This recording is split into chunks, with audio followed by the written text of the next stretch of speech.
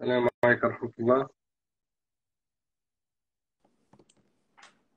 أهلا، السلام عليكم. وعليكم السلام ورحمة الله تعالى كيف وبركاته. حالك؟ لاباس بخير؟ أهلا وسهلا بالأستاذ، الحمد لله وأنتم الله بخير. يبارك فيك يا رب. الحمد كيف لله. حالكم؟ بخير؟ الأمور طيبة؟ الحمد لله، الله يبارك فيك. الحمد لله. ما شاء الله، بوكو دو لوميير، بوكو دو نور، ما شاء الله. الله لا يحفظك. الله النور يحفظك. عندكم ما شاء الله.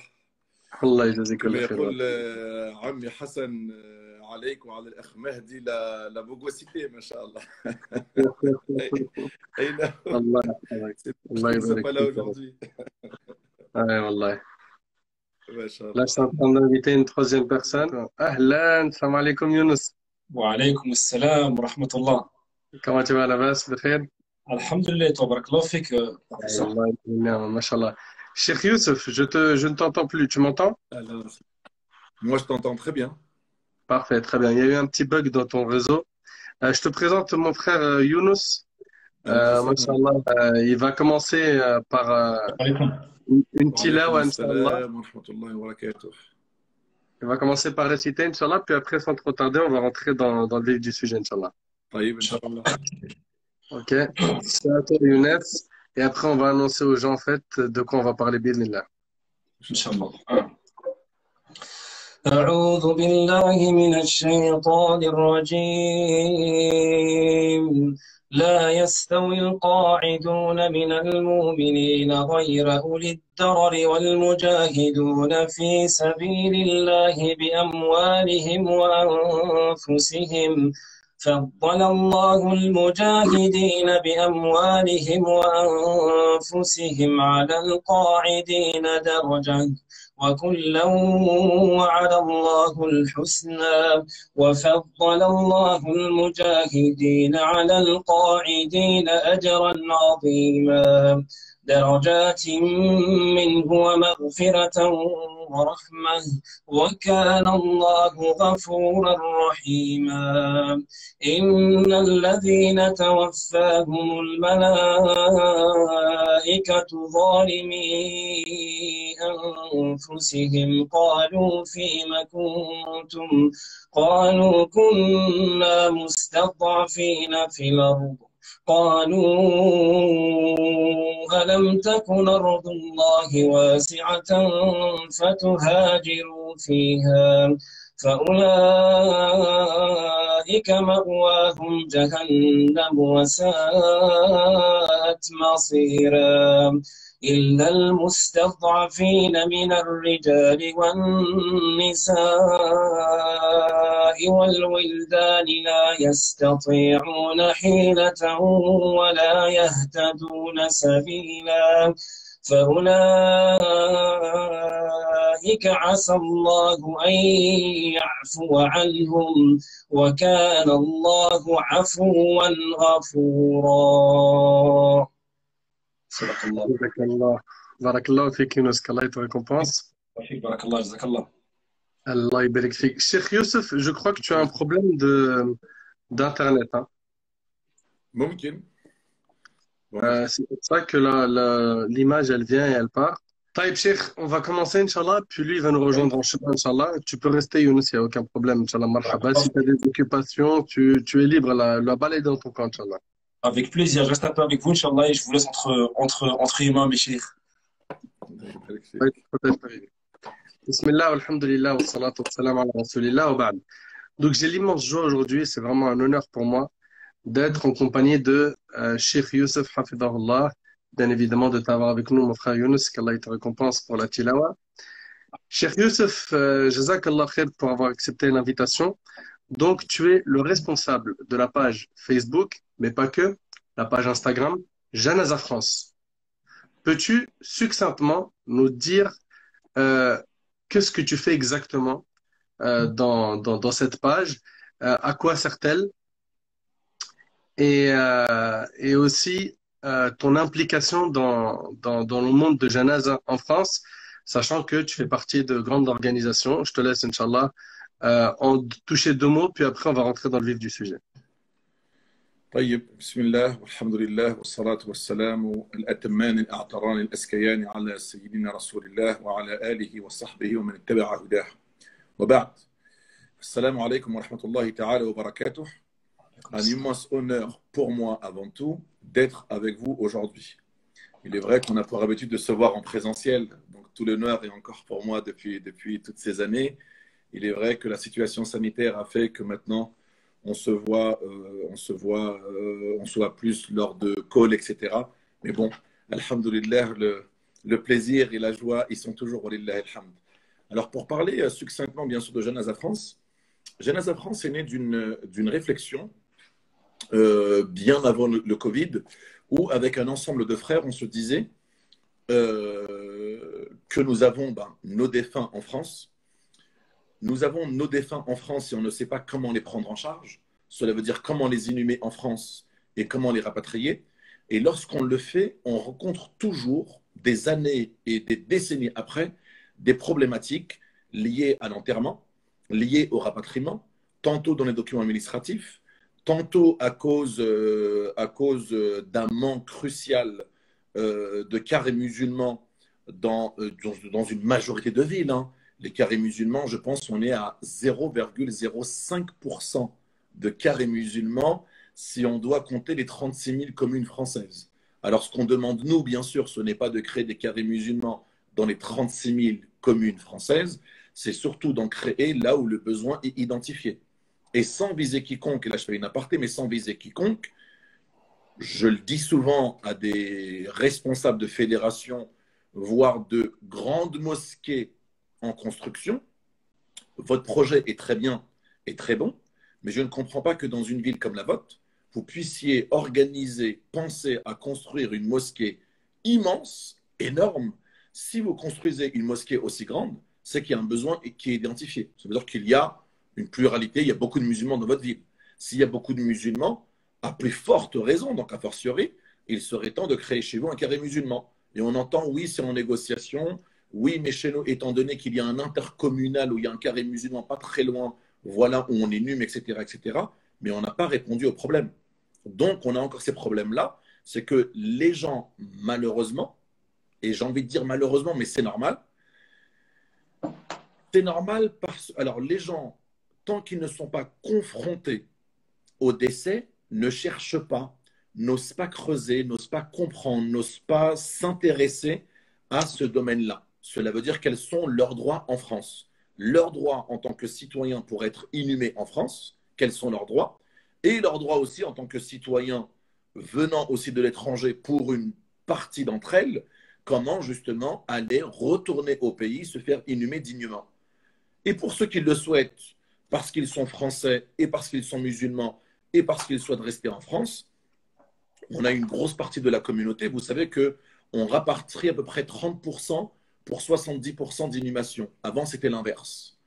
Donc maintenant, les musulmans sont confrontés à un problème en France, c'est qu'ils veulent se faire inhumer en France, mais là où ils habitent, parce qu'il faut aussi respecter la loi, et la loi leur dit, vous pouvez prétendre à un carré musulman, vous pouvez prétendre à être inhumé dans un carré musulman si vous êtes résident de cette commune ou bien si vous décédez dans cette commune. Excepté ces deux cas, bien sûr, il y en a 4, mais excepté ces deux grands cas, je peux être inhumé dans telle commune qui est pourvue d'un carré musulman, je peux y être inhumé seulement si j'y réside fiscalement ou encore si je viens à y être décédé. Maintenant, bien sûr, il y a un troisième cas qui est si une famille possède une sépulture, cela veut dire si une famille possède une concession de plusieurs niveaux, cela veut dire de 3 ou 4 places. Donc une personne qui habite Bobigny, par exemple, peut se faire inhumer à Saint-Denis si sa famille possède, je ne dirais pas un caveau, attention, mais possède une concession multiple. Peux-tu définir chaque terme, cher, s'il te plaît? J'ai besoin en fait que les gens ils prennent conscience que cette affaire de Janaza, elle fait partie de nos priorités. Elle fait partie de nos priorités parce que tu as dit quelque chose. Subhanallah, si simplement les gens ont médité sur cette phrase, elle suffit dans tout ton discours. Tu as dit que il y a maintenant 70% qui choisissent d'être inhumés, enterrés en France et 30% qui choisissent le rapatriement, alors qu'avant c'était l'inverse. Allahu Akbar. C'est-à-dire que la génération, la nôtre, aujourd'hui, ils font leurs enfants ici, ils se voient pas rapatrier leur corps ou demander dans leur testament un rapatriement du corps parce que pour eux, c'est plus avantageux d'être enterré ici, sachant que l'enfant, il peut visiter la tombe, faire dua pour les parents, etc.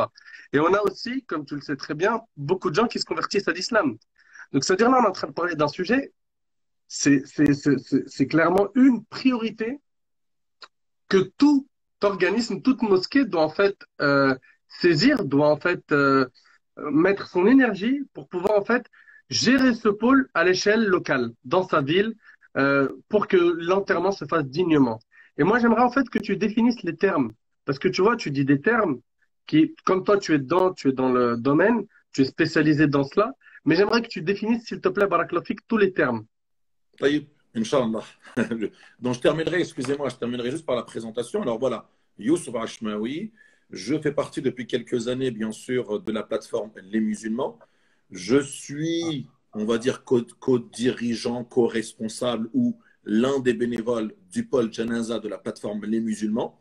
Ce qu'on fait, bien sûr, à la plateforme, on pourra le définir juste après. Donc, Janaza France, elle est née un petit peu de cela. Des difficultés que rencontrait la communauté, surtout au niveau de leurs droits. Donc, bien sûr, on accueille, on s'occupe aussi des inhumations, on s'occupe aussi des rapatriements à l'étranger, mais bien sûr, on s'occupe surtout de l'accompagnement. L'accompagnement, parfois, comme aujourd'hui, des personnes musulmanes qui décèdent en France et n'ont pas de famille. Ils n'ont pas de famille, ils n'ont pas d'amis, ils n'ont personne pour s'occuper d'eux. Walillahi alhamd. Ça ne veut pas dire que nous, on fait tout. Nous, on est un petit maillon de la chaîne. Une sœur, par exemple, nous a contacté aujourd'hui, un frère qui est décédé dans l'Oise, donc dans le 60, est décédé dans l'Oise, n'a aucune famille. On commence à creuser, à chercher, mais il est où? Il est où? Personne ne sait. En disant, il était au foyer, il a été récupéré par des gens, on ne sait pas où il est.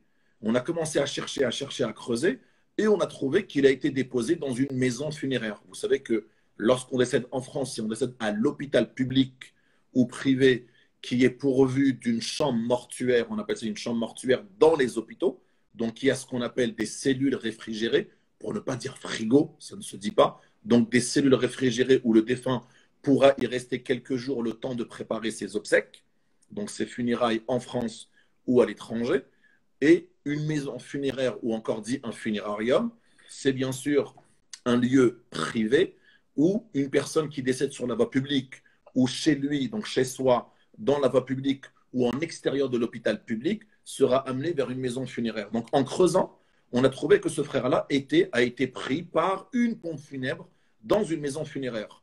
Lorsque j'ai appelé la personne ce matin, elle me dit « Ah, heureusement que des proches se sont manifestés, donc vous êtes qui pour elle ?»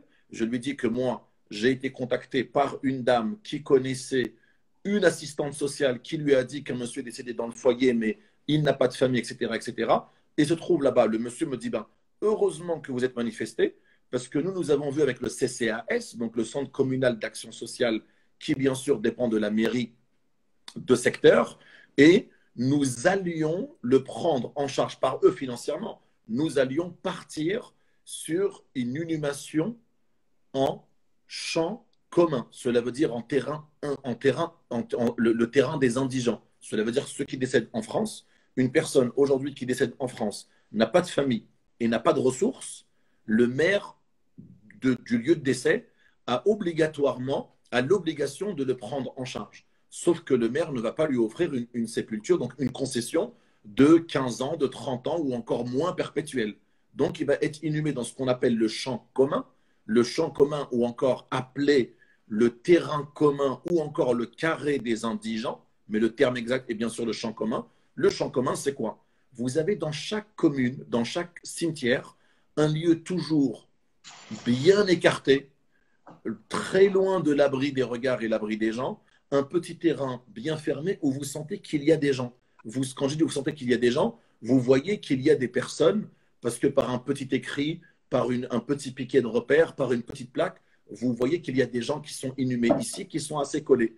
Et donc ces concessions-là, le maire a obligation de l'inhumer dans sa commune, par contre va uniquement creuser une fosse d'1 mètre et il sera enterré à l'intérieur pendant 5 ans seulement, 5 ans uniquement. C'est ce qu'on appelle des concessions gratuites. Une concession en France, c'est le fait de louer un terrain. quand je dis vous louez un terrain, vous achetez pas une parcelle de terrain, vous louez pour 10, 15, 30, 50 ans, perpétuellement, uniquement une parcelle de terrain. Voilà, vous louez en gros 2 mètres carrés. Vous êtes responsable de 2 mètres carrés de votre concession. Donc là, vu que c'est gratuit, le maire va le mettre là-dedans, va dire, moi, c'est la loi, il est décédé chez moi, je vais l'inhumer ici pour 5 ans. Au-delà de 5 ans, si personne ne s'est manifesté de la famille ou encore de la communauté, ou une mosquée, ou des bienfaiteurs, ou des gens qui ont voulu faire le khayr, ou encore une sadaqa jariya en se disant, cette personne-là, bien qu'elle ne fasse pas partie de ma famille, je souhaite le prendre en charge, ça veut dire des frères comme nous, en se disant, on va se cotiser, on va acheter une concession à la mairie, par exemple, de 10, de 15, de 30 ans. Elle coûte, par exemple, parce que chaque mairie a ses propres prix, elle coûte, par exemple, 300, 400 euros. On va amener un marbrier, on va creuser et on va récupérer ce défunt, on va le mettre ici. C'est une sadaqa jariya. Et ça, on peut le faire, même si vous ne faites pas partie de la famille, vous pouvez le faire. Parce que si vous ne le faites pas, au bout des 5 ans de gratuité, pour ce défunt-là, donc, qui n'avait ni famille ni ressources, au bout de ces 5 ans, le maire va procéder à son exhumation, ce qu'on va appeler une réduction de corps, va procéder à son exhumation, donc il va être déterré, il va être réduit, cela veut dire que ses os vont être cassés, parce qu'il est Généralement, Cheikh Youssef, fermez-moi. Généralement, qu'est-ce qui reste? Déjà, marhaba Mahdi, j'espère que tu vas bien. السلام عليكم ورحمة الله تعالى وبركاته. كيف أحوالكم؟ شيخ يوسف. Donc, on est avec Cheikh Youssef Ashmawi, qui est imam à Garges, et en même temps qui est un des responsables du pôle Janaza dans la plateforme Les Musulmans, et il s'occupe de la page Facebook Janaza France. Et lui, en fait, il est vraiment très investi à l'échelle nationale sur le monde de Janaza, sur comment renseigner, comment accompagner les familles, surtout quand il y a eu la crise Covid l'année dernière, quand elle a démarré. Bah, c'était l'école H24. Jazakallah khair, qu'Allah le récompense. Cheikh, je voulais savoir par rapport à généralement, au bout de 5 ans, quand il déterre le corps, qu'est-ce qui reste? Combien de temps il doit payer en fait? Idéalement, cher, 50 ans. Pour quelle raison? Dans le fiqh al-maliki que vous connaissez mieux que moi, dans le fiqh, on voit que les jurisconsultes, les fuqaha, ont parlé de 40 ans. 40 ans, c'est le délai légal où l'émir ou le sultan peut récupérer les lieux où il y avait des défunts. Au-delà de 40 ans, il peut récupérer les lieux afin de réinhumer dans ces emplacements, si j'ose dire. Mais sinon, en deçà, donc en dessous des 40 ans, les fuqaha disent que l'émir n'a pas à récupérer ces terres pour enterrer de nouveau à l'intérieur. Maintenant, si, je ne sais pas, nous sommes au pays, parce que ça ne se fait pas en France, nous sommes dans les pays d'origine en terre d'islam. Je sais qu'à Médine, on parle de 25 ans, Fil Baqir ou Ghayru, on parle de 25 ans. Au-delà de 25 ans, on récupère les sépultures, donc on récupère les concessions, donc plutôt les fosses, parce qu'il n'y a pas de concession comme en France, où on doit acheter, payer pour avoir un emplacement. Donc là-bas, bien sûr, c'est gratuit. Et dans les pays musulmans, walillahi alhamd, en grande majorité, écrasante majorité, c'est gratuit, walillahi alhamd.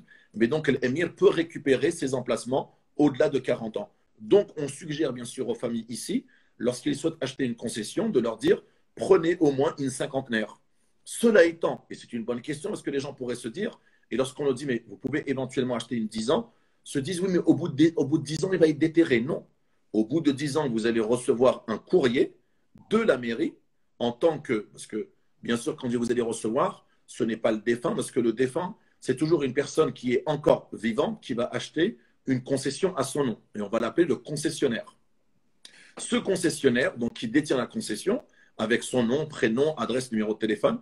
Donc ici, on ouvre une parenthèse à toute personne qui nous écoute en leur disant, si vous êtes concessionnaire et vous déménagez, n'oubliez pas de communiquer votre nouvelle adresse à la commune. Si vous changez de numéro de téléphone, de mail, n'oubliez pas de les communiquer à la commune, parce que si la commune, le délai d'échéance arrive et la commune souhaite vous contacter, elle va vous contacter là où vous avez laissé vos coordonnées.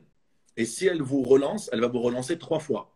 3 fois en courrier classique, la dernière en courrier recommandé. Au-delà du recommandé, si vous ne répondez pas, elle va missionner un huissier de justice qui va constater la concession. Et s'il la constate à l'abandon, la mairie, généralement, au bout de 2 ans, elle récupère la concession. Même si vous avez signé une perpétuelle, attention, hein. Ça veut dire que si la concession est complètement en décadence ou bien il y a des risques d'éboulement, etc., ou bien il y a un risque pour l'ordre public ou pour la sûreté publique, cela veut dire des passants, des visiteurs, etc., la mairie peut récupérer la sépulture à tout moment aujourd'hui. La Cheikh loi a Youssef, changé. Cheikh Youssef, salam alaikum wa rahmatullahi wa barakatuh. Très honnêtement, c'est une question en fait que peut-être Nader a posée, mais je n'étais pas là. Mais en tant que spécialiste, subhanallah, de tout ce qui est sépulture, enterrement en France, etc., en tant que musulman, en tant que grand frère, en tant qu'imam, qu'est-ce que tu conseilles en fait à la communauté musulmane pour ceux qui ont les moyens de se faire rapatrier? Est-ce qu'il est préférable pour eux d'être enterrés en France ou de se faire rapatrier dans un pays musulman où là, ils n'auront pas tous ces problèmes-là? Ton avis professionnel, ton avis de religieux et ton avis de frère, de conseiller. Si tu me permets, Cheikh Youssef, si tu me permets, il y a un point qui est super important, tu as peut-être pas assisté tout à l'heure.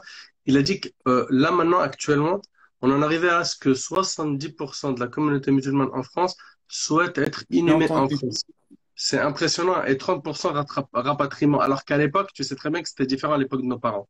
Et donc, c'est pour ça que Nader, je pose la question, pour bien avoir un avis concret, objectif et mesuré et mesurable. طيب إن شاء الله. طيب Cheikh Mahdi, إذا سمحت فقط, j'aimerais juste terminer sur la question de Cheikh Nader et j'emboîte sur ça, Inch'Allah. Donc, la concession, nous, on recommande quoi? Pour des gens, bien sûr, qui ont les moyens à ce jour. Parce que, bien sûr, les frais d'obsèques, déjà, ont un certain coût en France. Un coût moyen, cela veut dire ni cher ni pas cher, le coût moyen des obsèques en France, pas tel que nous l'avons dans les textes, etc. Parce que, bon, là, on calcule tout le monde. Mais un coût moyen pour les musulmans, en France, le coût moyen pour tout citoyen, il se situe à 3 500, 3 600 euros. Je dirais pour nous musulmans, parce qu'on va dire pourquoi et en quoi sommes-nous différents des autres, parce qu'on n'a pas les mêmes besoins. En termes de cercueil, on ne va pas s'offrir du luxe. En termes de porteurs, on va éviter de payer 4 porteurs qui vont porter. Donc c'est nous autres, frères de la communauté, qui allons porter. Tout cela, bien sûr, cela va réduire des frais. Donc, généralement, pour des frais d'obsèques en région parisienne, on est à peu près à 2 000 euros, qui est un tarif correct, normal. 2 000 euros pour des frais d'obsèques. Maintenant, si la famille a largement les moyens, on va lui dire, écoutez, famille, prenez une concession de 50 ans et vous êtes tranquille pendant 50 ans. Minimum, prenez une concession de 30 ans que vous pourrez renouveler 30 ans. Le prix approximatif? Le prix, oui, approximatif, parce qu'en fait, comme je le disais, chaque commune a ses propres prix qu'elle définit, qu'elle fait voter chaque année au conseil municipal. Une cinquantaine en région parisienne, si je prends une ville moyenne ou un intercommunal par exemple dans le 93 ou dans le 95, une cinquantenaire, on va être à peu près à 1 000 euros. Par exemple, à Courneuve, on va être à 1 000 euros. Plus les frais d'obsèques de 2 000. On va être à 1 300 euros. Non? Plus les frais d'obsèques de 2 000 euros. Ah, tout à fait, oui. Donc voilà. Maintenant, si la famille a les moyens, elle prend une cinquantenaire et elle est tranquille. Elle n'a pas trop les moyens. Elle peut aujourd'hui acheter une concession de 10 ans, un emplacement de 10 ans, qui va coûter approximativement dans les 200 euros, par exemple. Ça peut être 100 comme ça peut être 300. Hein. Mais une fourchette moyenne dans les 150-200 euros, si on prend la fourchette moyenne de la région parisienne, beaucoup moins cher en province, bien sûr. Hein. Plus vous êtes dans la campagne, etc., en périphérie, en province, moins c'est cher. Donc, vous pouvez acheter une 10 ans et au bout de quelques années, si vous souhaitez attendre 10 ans pour la renouveler, vous avez le droit, mais vous pouvez ce qu'on appelle faire une conversion. Cela veut dire au bout de 2-3 ans, la famille dit, bon, on a assez d'argent aujourd'hui, on a un excédent d'argent, on aimerait faire quelque chose avec. Eh bien, écoutez, la concession que nous avions de 10 ans, on va la transformer en 30 ans ou en 50 ans. Donc là, ils vont uniquement payer le prorata, la différence, le delta qu'il y a entre la 10 ans et la 50 ans. Et 50 ans, c'est mieux, on est tranquille, pas la peine de perpétuel. Maintenant, pour basculer sur la question de Cheikh Al-Mahdi, juste pour terminer sur la question du rapatriement Avant, c'était l'inverse, effectivement. On rapatriait énormément et on inhumait peu. Sachant que la communauté, bien sûr, a changé. Aujourd'hui, pourquoi on a cela? Parce que dans la communauté, on a différentes composantes et différentes origines.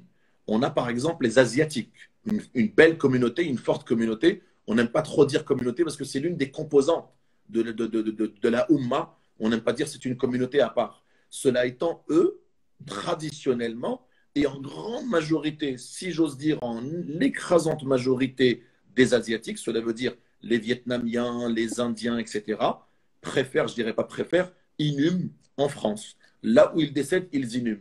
Ils ne vont pas dire on va le rapatrier au Bangladesh, on va le rapatrier en Inde, on va le rapatrier au Vietnam. Même des fois, ils nous posent la question, mais pourquoi, pourquoi chez vous les Arabes, vous aimez tant rapatrier chez vous? Mais après, on peut avoir aussi la réponse. Cela veut dire, comme le disait si bien Cheikh El-Mahdi, nous n'avons pas de contraintes dans les pays d'origine, ni de concession, ni de paiement, ni de renouvellement, ni d'exhumation, ni de quoi que ce soit. On est tranquille. J'ai envie de dire aussi, le fait de rapatrier au pays, en grande majorité, coûte moins cher que d'inhumer en France. Un rapatriement en Algérie, par exemple, aujourd'hui, pour un prix correct, on est à 2100, 2200 euros pour un rapatriement en Algérie. La Tunisie, walillahi alhamd, et c'est le meilleur des pays, c'est gratuit, walillahi alhamd. Ayi muslim yamout fil alam, la Tunisie le prend en charge intégralement. Oui. L'Égypte, maintenant, nous avions à l'époque, c'était l'Algérie, la Turquie, la Tunisie, les billets d'avion pour les défunts étaient les moins chers.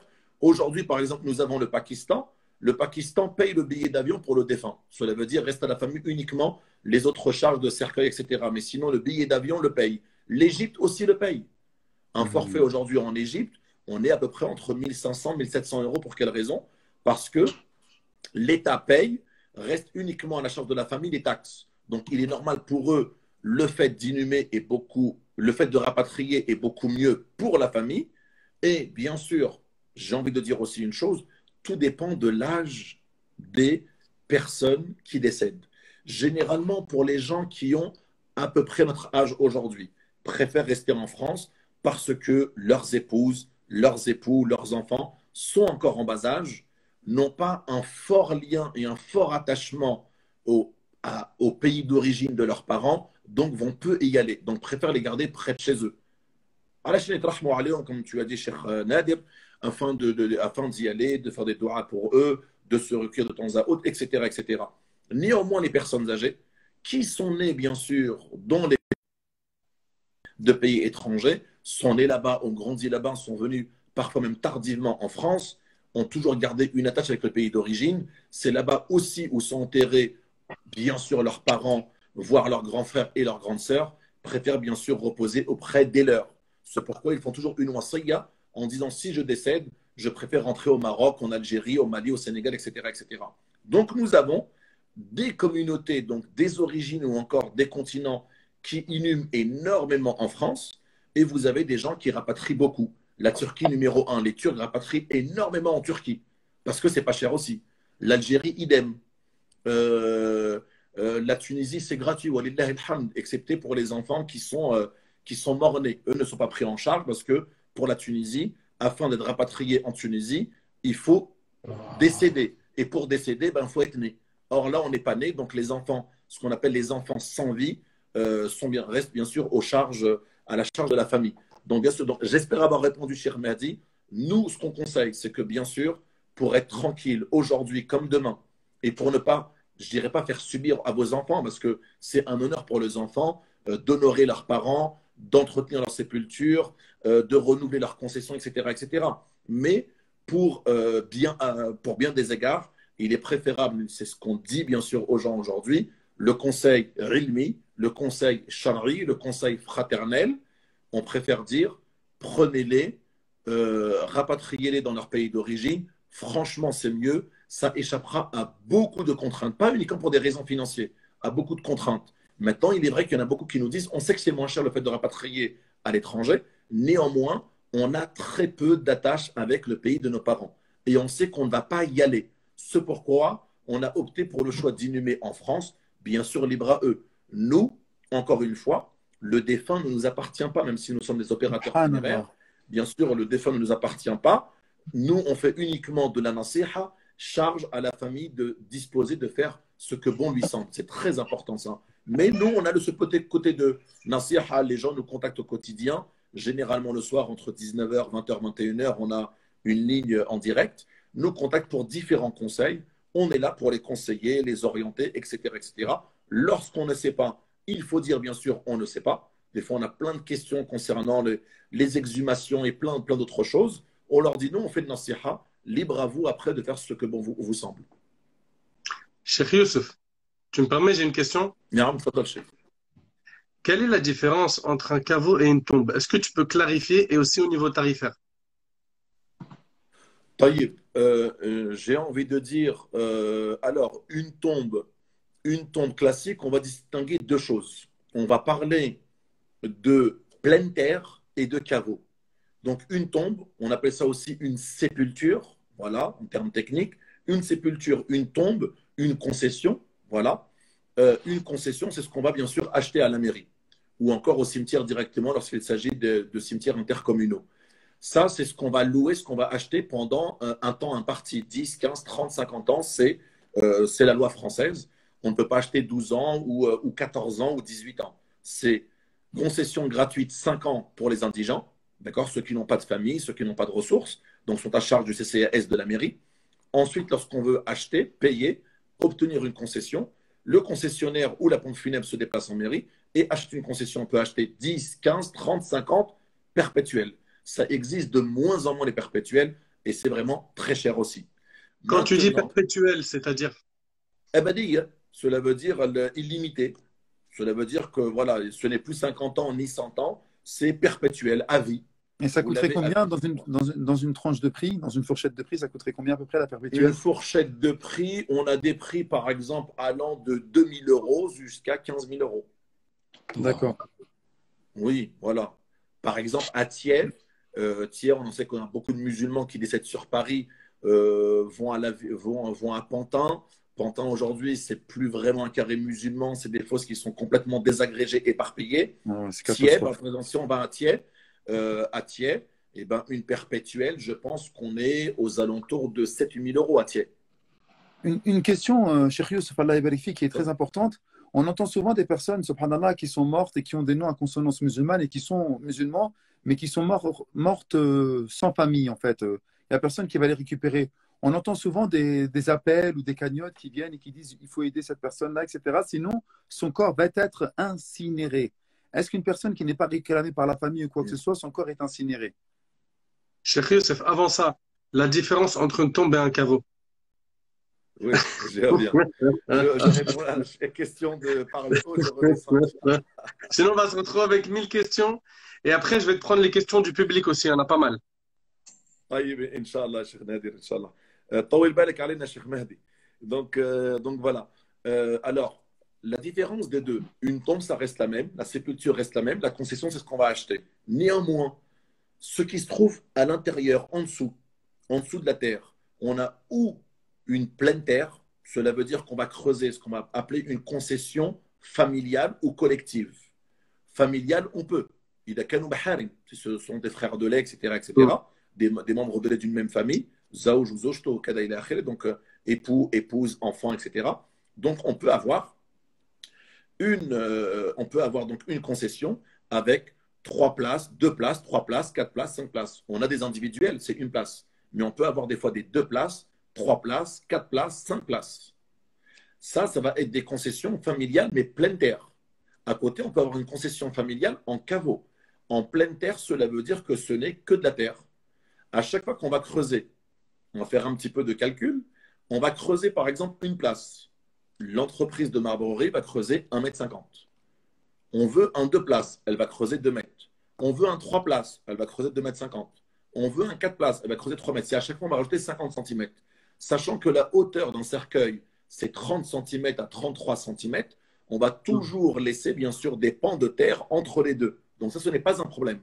Parce que, in fine, que ce soit à droite, à gauche, en dessous, au-dessus, le cercueil, bien sûr, par la suite, le corps qui va être touché, va finir, bien sûr, de se désagréger, ce qu'on appelle la putréfaction en termes techniques.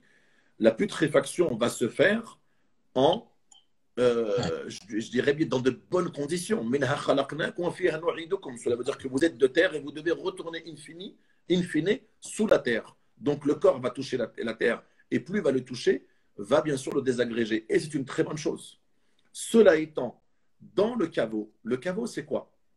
On va creuser une place, ou 2, ou 3, ou 4, ou 5, et on va ou le construire, mais aujourd'hui on ne le construit plus en béton, On va acheter une cuve, c'est vraiment une cuve en béton qu'on va amener et qu'on va glisser de l'intérieur. Cela veut dire qu'en dessous, c'est une dalle de béton, sur le côté, c'est une dalle de béton, à droite, c'est une dalle de béton, donc sur les deux côtés, c'est des dalles de béton. Vous avez béton, béton, béton, béton, et en bas, le béton. Donc, le corps, les cercueils ne vont jamais toucher la terre. Donc ça, c'est un vrai problème. Sans compter que ça doit coûter cher, ça, Cheikh Youssef. Oui, ben le caveau, si vous achetez une place, un caveau une place, c'est à peu près 1500 euros. Et un caveau 3, 4, 5 places, ça peut coûter jusqu'à 3000 euros.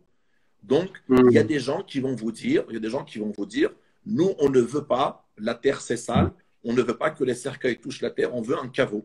Ça veut dire que le corps va mettre énormément de temps justement à se désagréger, bien sûr, à se décomposer, se désagréger. Ça va être surtout le problème qu'on va avoir surtout, c'est lors des ouvertures de caveaux pour ajouter une personne ou enlever une personne. Pour quelle raison?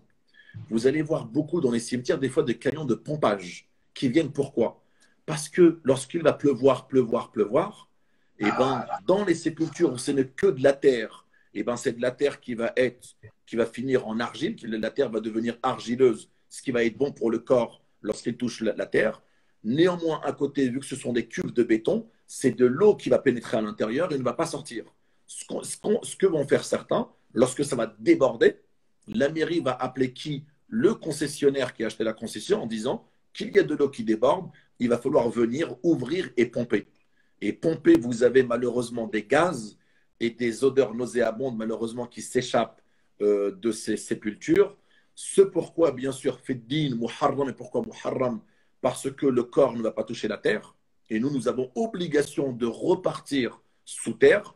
La loi française aujourd'hui exige un cercueil en bois. Walillah ilham, depuis les années 2000, c'est un bois biodégradable, donc il va se dégrader rapidement avec le poids de la terre, l'eau, etc., etc.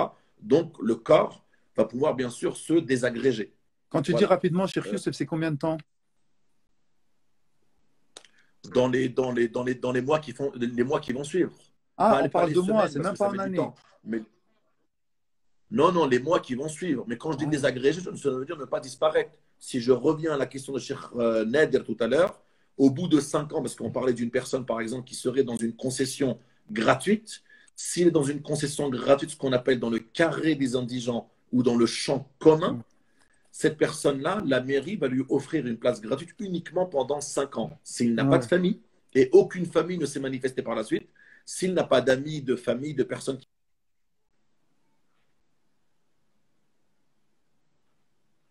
quelques années, va bien sûr procéder à son exhumation. Donc, je ne vais pas finir à Fouane, je fais juste une aparté sur ça et je reviens. Au bout, sinon, je pense que Cheikh Mahdi avait posé la question, il reviendra pour les personnes éventuellement qui n'ont pas de famille et qu'on laisse à l'abandon. On va revenir. Là, tu viens de répondre, là. Il n'y a pas d'incinération, en fait, parce qu'on va les mettre dans le carré des indigents. Non, il n'y a pas d'incinération. C'est ce que j'allais dire tout à l'heure. Lorsqu'on voit des messages parfois, si on ne vient pas en charge de notre frère, il va finir incinéré, ça, ce n'est pas bon. Il ne peut pas être incinéré là. Parce que pour être incinéré, il faut, de son vivant, en avoir fait, bien sûr, la demande.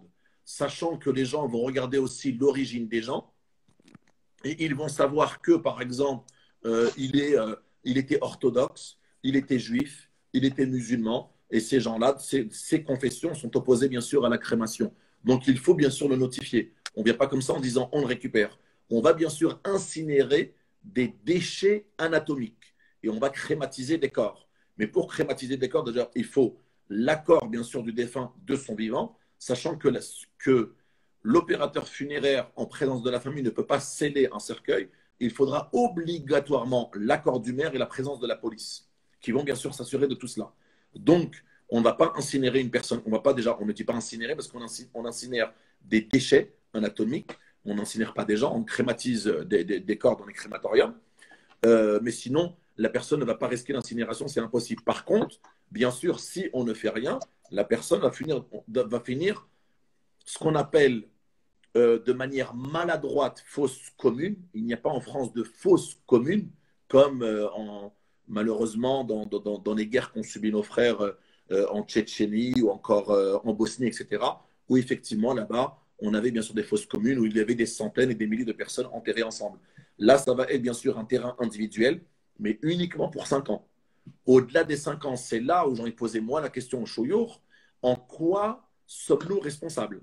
Parce qu'au-delà des 5 ans, si personne ne s'est manifesté, ni association, ni mosquée, ni proche, ni musulman, ni voisin, ni ami, ni rien, ni famille à l'étranger comme ici, au bout de 5 ans, le maire va encore attendre 1 an, puis il va encore attendre 1 an. Donc, au bout de la 7e année, la mairie va récupérer ses emplacements, sachant qu'au bout de 5 ans, 6 ans, le corps est encore présent. Je ne dirais pas intact, parce qu'on ne sait pas vraiment. On va demander, nous, à des marbriers en disant, vous avez exhumé un corps 1 an, 2 ans, 3 ans, 4 ans après. Vous nous dites, des fois, on a exhumé des corps 10 ans après, le corps était intact. Et parfois, vont nous dire, parce que tout dépendra de la terre, de l'eau, de l'état du corps avant son décès, etc., etc. Beaucoup de paramètres. Donc, je ne suis pas médecin pour me prononcer, mais je sais que les marbriers, lorsqu'on leur demande, nous disent des fois, on a exhumé des corps. Au bout de 10 ans, le corps était intact encore. Donc, moi, j'ai assisté à des exhumations. Au bout d'1 an ou 2, le corps est encore intact. Il y a encore le kafan, il y a encore tout. Cela étant, là où c'est risqué pour nous en tant que musulmans, et c'était justement la question de ce matin, d'une sœur qui nous a contacté de l'Oise, en disant, lui, si on ne fait rien, il est parti, on ne sait pas qui l'a récupéré, on a fait on a passé quelques coups de fil, on a trouvé que le frère en question était dans un funérarium dans le 60, non, ça marchait dans le 02, c'était pas 60, dans le 02, et si on ne fait rien, effectivement, le funérarium disait clairement, nous avons contacté la mairie, le CCAS, afin de l'inhumer en carré indigent. Sauf que dans le carré indigent, aujourd'hui, j'ai envie de dire, ça passe, parce qu'il sera quand même mis dans un cercueil. Ils vont creuser uniquement 1 mètre, et pas 1,50 m, comme le veut la loi, et le mettre. Au bout de 5 ans, ils vont le déterrer. Sauf que là, ils vont le déterrer, et ce qui reste du corps, si les os sont encore longs et intacts, ils vont le mettre dans un petit reliquaire de 50 cm. C'est-à-dire que s'il y a encore une tête ou des os, etc., malheureusement, cela va être brisé, cassé. Il va être mis dans un reliquaire en bois, avec un code barre, c'est pas un nom, un prénom, un code barre, et on va le poser dans ce qu'on appelle un ossuaire. Mejma al-Idham, cela veut dire un ossuaire, cela veut dire un endroit, généralement c'est une cave avec quelques marches, et vous descendez, vous voyez plein de reliquaires en bois superposés avec un code barre par-dessus.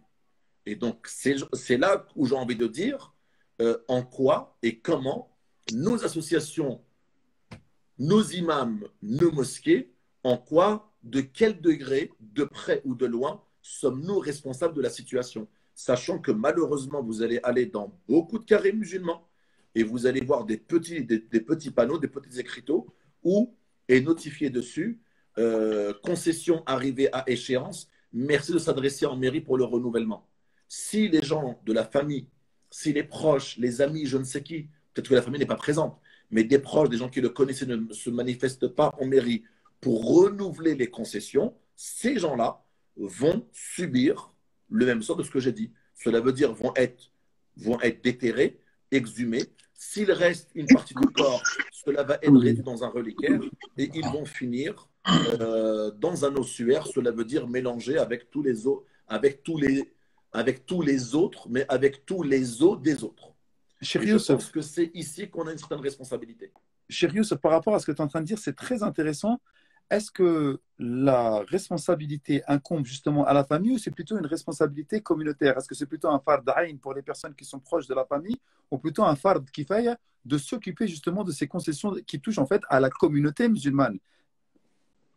J'ai envie de dire, si la famille est présente, c'est sa responsabilité. On ne D'accord. peut pas se substituer à la famille. D'ailleurs, dans la loi, on ne peut pas se substituer à la famille. Un défunt, par exemple, demain, lorsqu'on va bouger pour ce frère en question, dans le département du 02, bien sûr, la commune va nous demander avant tout, est-ce que la famille est présente? Non, il n'a pas de famille.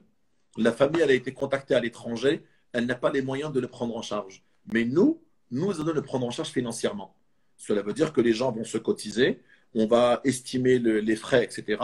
Et on va le prendre en charge et on va payer pour lui afin de le rapatrier dans son pays d'origine.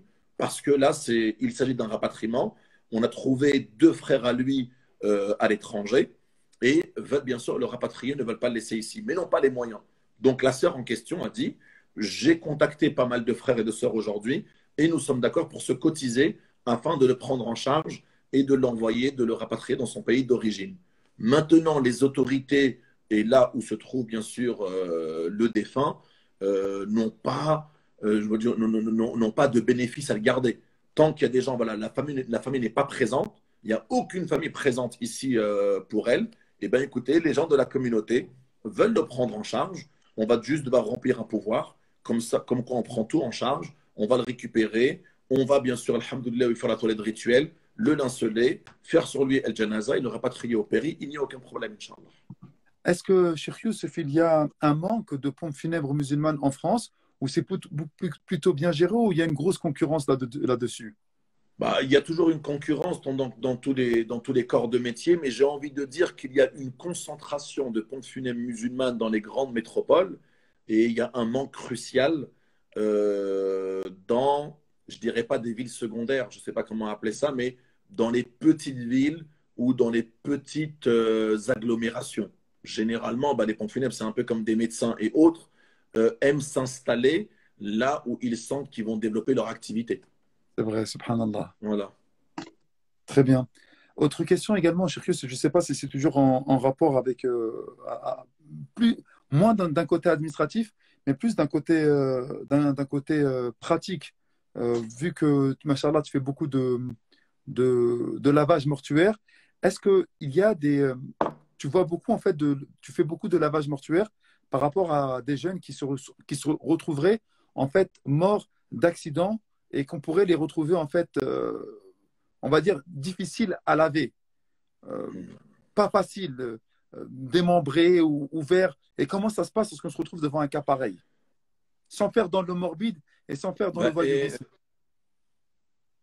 non, non, bien sûr, parce que c'est bien sûr le haq du mayit avant tout, bien sûr, est-sitr, cela veut dire de ne Oui, rien dévoiler, et je c'est parle en cela que général, on ne nous parle pas de avons, personnes précises, hein, parce que c'est oui, général là. voilà, on en parle, voilà. Maintenant, la rétribution, bien sûr, divine va dans ce sens-là, on ne dévoile rien de lui. Et c'est vrai que la question de tout musulman, lorsqu'il est proche de la famille ou proche de la personne décédée, c'est il était comment lorsque vous l'avez? On ne peut pas te dire, oui, mais par exemple, si c'est une personne qui est décédée d'accident, ou encore par exemple, si c'est un suicide, ou parfois c'est par exemple des règlements de compte, où une personne est décédée suite à une arme à feu, etc., les gens sont toujours curieux de savoir, mais il était comment? Parce que nous, on va leur dire, écoutez, il ne pourra pas être présentable pour la famille, notamment pour l'épouse ou la maman surtout. Donc, on va bien sûr le couvrir totalement. Et il n'y a pas mieux. Oui, mais on veut le voir. Ce n'est pas possible. Et on a insisté auprès des frères, préparez votre maman, préparez l'épouse en disant qu'il ne sera pas possible de le présenter. C'est impossible. C'est très dur pour une famille, notamment pour une maman et pour une épouse. Néanmoins, on leur dit ça. On les prépare vraiment en amont, en disant que ce n'est vraiment pas possible. Ça m'est arrivé rarement, mais c'est vrai que c'est hyper difficile. Néanmoins, lorsque c'est un accident et il a subi un choc et la personne est vraiment cassée, fracturée, c'est extrêmement difficile, ou encore même pour une personne qui est handicapée, c'est extrêmement difficile parce qu'on a peur de le briser, on a peur de le casser. Une fois, des frères m'ont dit, on a essayé de fermer un cercueil sur une personne qui était handicapée des jambes, on n'a pas réussi, et si on continue à forcer, on sentait que nous allions le casser. Et donc, voilà, comme a dit le prophète, alayhi salatu wassalam, on ne peut pas casser l'os d'un défunt, et le fait de le briser en étant mort, c'est le même cas, ou encore on ne peut ni le briser en étant mort, et le briser même en étant mort, c'est comme si que nous l'avions brisé comme s'il était vivant. Ah, Donc voilà, on essaie bien sûr de s'efforcer de bien faire les choses. Après, walillah alhamd, en France, pour ici, comme pour l'étranger, on a, walillah alhamd, toute une gamme de cercueils, même pour les handicapés, même pour les personnes qui sont très grandes, très corpulentes, avec différents handicaps. On ne peut pas se dire oui, mais il n'y avait pas de cercueil à sa taille. Alhamdulillah, on a même des enveloppes qui font 2,20 m sur 80 de largeur et sur 1 m de hauteur. Donc, walillah alhamd, quelle que soit la personne, elle peut entrer dans un cercueil, walillah alhamd. Cela étant, pour répondre à la question, c'est toujours hyper délicat. Ce qui est délicat pour les personnes qui sont décédées d'accident, ce qu'on appelle une mort violente, donc une mort qui n'est pas naturelle, donc une mort violente une mort violente, donc accident de la route, etc. Donc généralement qui a passé par une autopsie. Lorsque c'est Paris, malheureusement, on ne peut pas y avoir accès. On va me dire pourquoi. Parce que lorsque c'est l'Institut médico-légal de Paris, c'est la mosquée de Paris qui a le monopole des toilettes rituelles. Donc on ne peut rien faire. Qui a le monopole des toilettes rituelles. Et voilà. Je ne ferai pas plus de commentaires là-dedans. Donc, on est tributaire un petit peu de cela. On s'arrange avec eux pour qu'ils fassent la toilette, etc., etc. Néanmoins, lorsque ça se passe à l'extérieur de Paris, la libre, bien sûr, aux frères d'aller, bien sûr, pratiquer la toilette rituelle. Ça se passe correctement. Maintenant, pour les grands brûlés ou pour ceux qui ont été accidentés de manière très violente, on va faire ce qu'on appelle El Wajib. El Wajib, cela veut dire qu'on va s'efforcer de faire le maximum de ce qu'il faut, mais il est clair qu'on ne pourra pas faire une toilette intégrale comme on ferait une personne qui est dans un état normal. Et bien sûr, on va s'efforcer de faire le maximum pour faire au moins une fois El Wajib intégralement. Barakallahu fik, Cheikh Youssef. Et justement, par rapport à ça, toi qui es confronté à ce type de choses, est-ce qu'on arrive à rentrer à la maison en étant tranquille, ou est-ce qu'on rentre malheureusement dans une certaine routine et qu'on ne sente plus en fait qu'on est en train de laver un mort et que c'est devenu un travail? Non, Wallah, moi c'est une question, subhanallah, c'est une question que je me posais lorsque j'étais en formation de conseiller funéraire il y a quelques années dans les pompes funèbres musulmanes où j'étais dans le 92. Je voyais un petit peu des fois les frères rire de plaques. Je leur ai dit, Wallah, les frères, excusez-moi, c'était mon premier jour en plus. Donc je n'ai rien dit. Deuxième jour, troisième jour, je leur ai dit, écoutez les frères, j'ai un petit truc à vous avouer. J'ai l'impression que vous êtes tellement versés dans les toilettes rituelles et dans la mort que vous êtes devenus, et j'ai dit le terme, insensible. Ils m'ont dit, ah, comment tu peux dire ça? J'ai dit, non, pas insensible. Je dirais peut-être moins sensible que les autres, mais j'ai l'impression que c'est devenu quelque chose de normal pour vous. Par exemple, j'ai vu les frères parler de lavage d'enfants ou de bébés. Moi, lorsqu'on m'a dit ça, etc., malgré notre foi, notre iman, notre investissement pour la da'wah, etc., lorsqu'on a des enfants nous-mêmes en bas âge, on s'est dit que ça doit être hyper difficile. Il y a quelques jours, j'étais en déplacement pour des frères qui ont eu un décès d'un enfant de 4 ans. Je vous assure que même moi, je n'aurais pas pu faire la toilette rituelle. On a eu 2 frères très dévoués qui l'ont fait. J'appréhendais pour me dire qui va gérer. Et walillah alhamd, Allah subhanahu wa ta'ala a donné une force énorme à nos sœurs. Vous allez voir que toutes les toilettes rituelles pour les enfants et toutes les toilettes rituelles pour les bébés, voire pour les fausses couches, qui se sont multipliées les dernières années. On a énormément de fausses couches. Avant, on voyait une janaza, on voyait généralement, on calculait entre le date de naissance, date de décès, on disait, ah, lui, il a 79 ans, lui, il en a 75, lui, il en a 68, etc. Aujourd'hui, bien sûr, on n'a pas attendu aujourd'hui, mais depuis déjà quelques années, on voit qu'il y en a qui décèdent qui ont 18 ans, qui ont 23 ans, qui ont 42 ans, qui ont 36 ans, par exemple. Là, les dernières années, on voit qu'il y a énormément d'enfants morts nés, donc enfants sans vie, donc ils naissent sans vie, et on a aussi pas mal d'enfants qui décèdent qui ont 1 an, 2 ans, 3 ans, 1 an et demi, 2 ans et demi, 4, 5 ans, et c'est hyper difficile.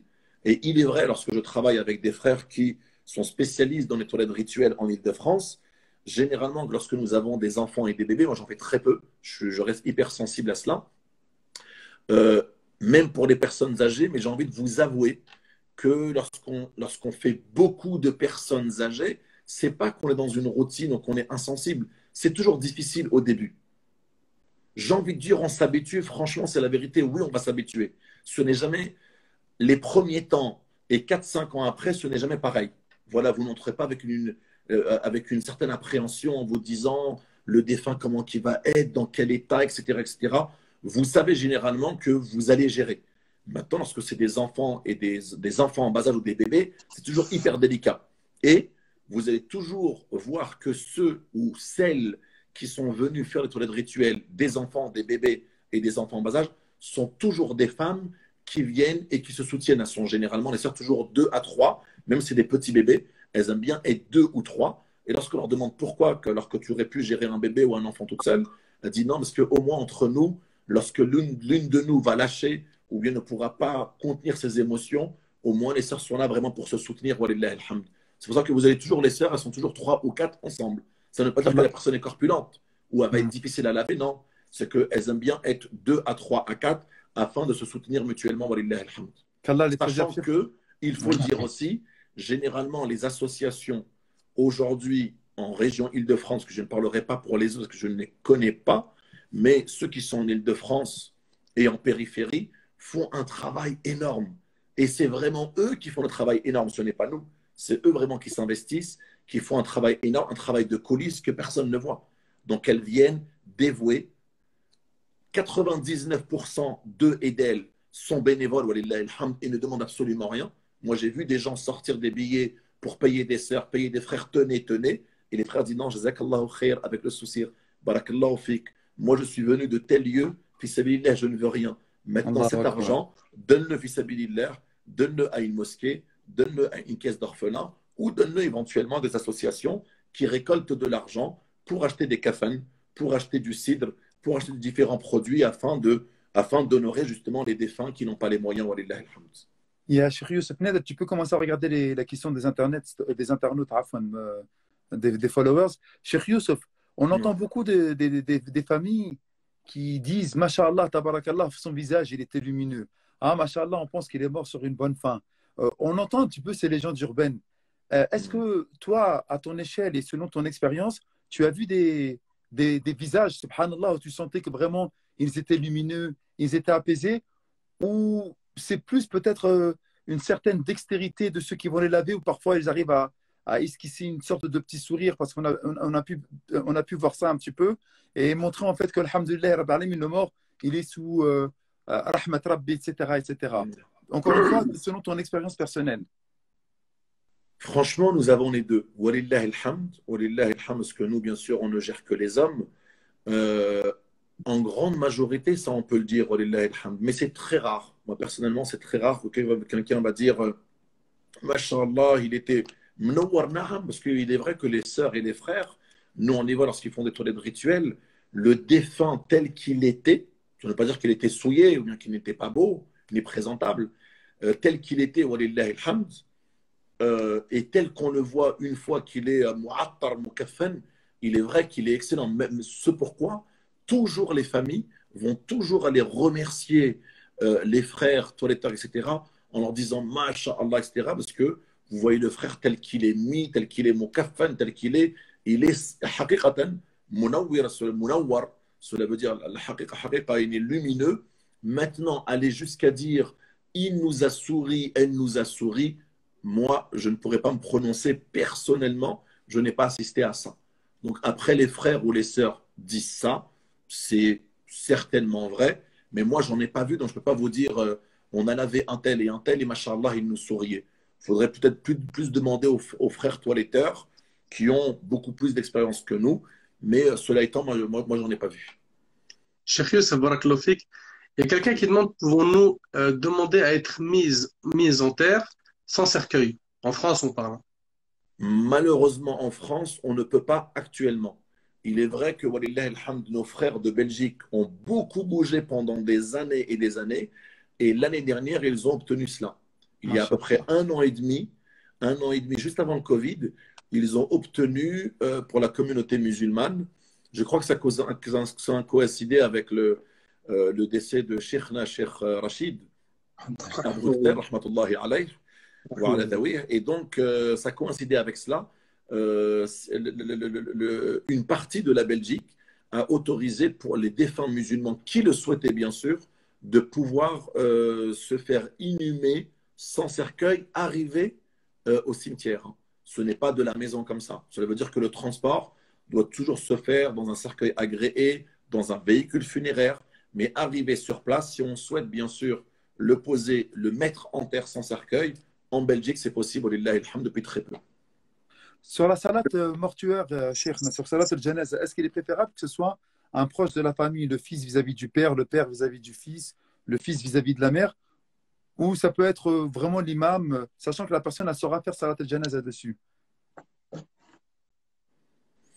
Inch'Allah, j'aimerais bien qu'il prenne un petit peu la parole aussi, parce que depuis tout à l'heure, je parle. Cheikhna, est-ce qu'il y a des cercueils à éviter? Des cercueils, j'ai envie de dire à éviter. J'ai envie de dire oui. Ça veut dire quoi? Tout dépend déjà du coût. Il est vrai qu'en France, dans la tradition purement française, on aime avoir le choix du cercueil, ce qu'on n'a pas dans la communauté musulmane.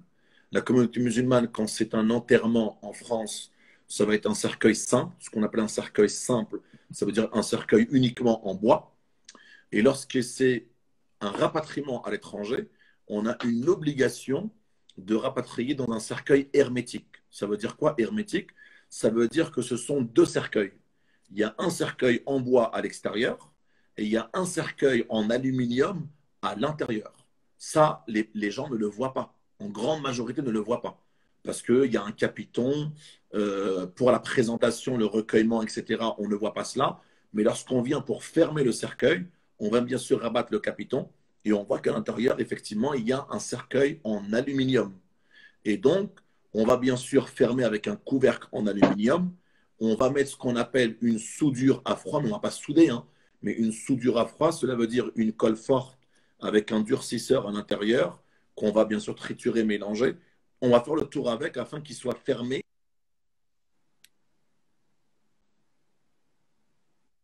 Les vis, etc., etc., et mettre les scellés. Cela étant, donc pour l'étranger, ça va être un cercueil hermétique parce que c'est une obligation. Pour un cercueil qui entre de l'étranger ou qui part à l'étranger ou qui a dépassé, bien sûr, les 6 jours en France.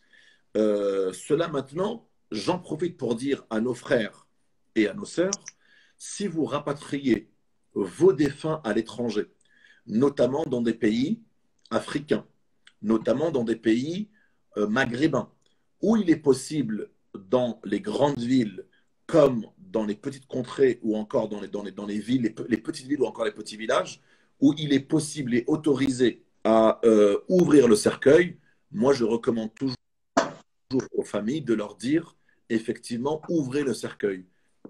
Vous avez juste à vous munir d'un cutter et d'un tournevis plat, vous ouvrez le cercueil, d'accord, et vous retirez, ça c'est hyper important, vous retirez le défunt du cercueil métallique. Pour quelle raison? Si c'était uniquement un cercueil en bois, ce n'est pas un problème. Le bois est biodégradable depuis quelques années. Donc cela veut dire qu'il va se dégrader très rapidement, notamment avec l'eau, le poids de la terre, etc., etc. Maintenant, le problème du zinc, enfin, maintenant, si vous voulez, le problème du zinc, c'est que le zinc va mettre des années et des années à se désagréger, va mettre des années et des années avant de se casser, de se briser, parce que c'est un zinc qui est fermé et soudé. Donc, le temps que le corps touche la terre, ça peut prendre des années. Je dis bien des années. Et c'est ce qu'on voit dans les cercueils. On les voit toujours bois à l'extérieur, mais toujours avec la petite plaque de zinc par-dessus et sur les côtés. Et la plupart, ils sont comme ça, en fait, les cercueils. C'est ça, je trouve, comme les cercueils qui partent à l'étranger. Hein. Les cercueils ah oui, qui partent à l'étranger, oui, oui, oui. Qui partent à l'étranger parce que c'est une obligation. C'est une obligation d'avoir un cercueil hermétique. Ça veut dire bois à l'extérieur et à l'intérieur, c'est un zinc. Donc, ça, c'est une obligation. Juste, toujours sur la même question, en fait, par rapport au fait que tu viens de nous conseiller, en fait, de retirer le corps. Et parfois, on se dit oui, mais on a peur parce que des fois, le corps, il va rester 2 jours, 3 jours à l'aéroport avant de prendre. Et on a peur, en fait, qu'il commence à pourrir et qu'il y a des mauvaises odeurs au moment de le sortir du cercueil. On a combien de laps de temps avant de pouvoir l'enlever et le mettre à la terre dans le haut-bled, par exemple? J'ai envie de dire actuellement, déjà, un cercueil qui est hermétique va rester dans de très bonnes conditions parce qu'en fait, il est hermétique, mais il ne faut pas oublier qu'à l'intérieur, il y a ce qu'on appelle un filtre. Les gens ne le voient pas, hein, mais les gens qui travaillent dans les pompes funèbres le voient. À l'intérieur du zinc, dans le couvercle du zinc qu'on va poser, à l'intérieur, si vous voulez, vous avez un filtre.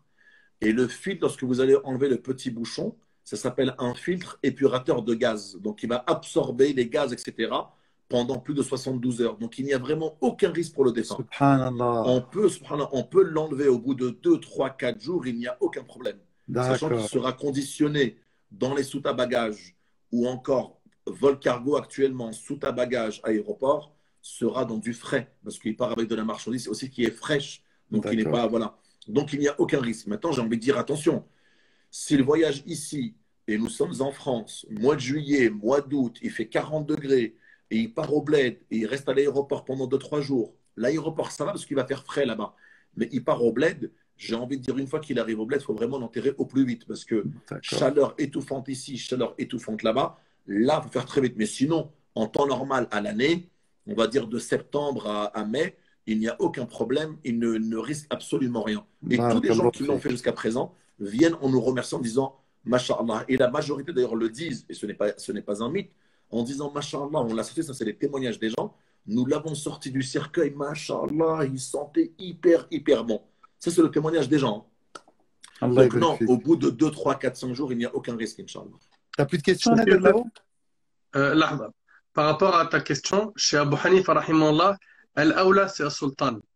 Celui qui mérite le plus de diriger la prière, c'est al-sultan, ou bien son représentant. S'il n'y a pas, c'est l'imam du quartier.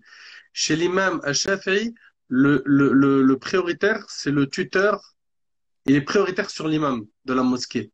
Et chez l'imam Ahmad et Malik, c'est le dernier avis, c'est celui qui a été écrit dans la wasiyya, le testament du mort. Par Mashallah. exemple, Abu Bakr, radiallahu anhu, il avait écrit que ce soit Omar qui est pris pour lui, tu vois, qui est pris sur lui. Donc ça, c'est par rapport aux avis. Je vais regarder par rapport aux questions, Cheikh.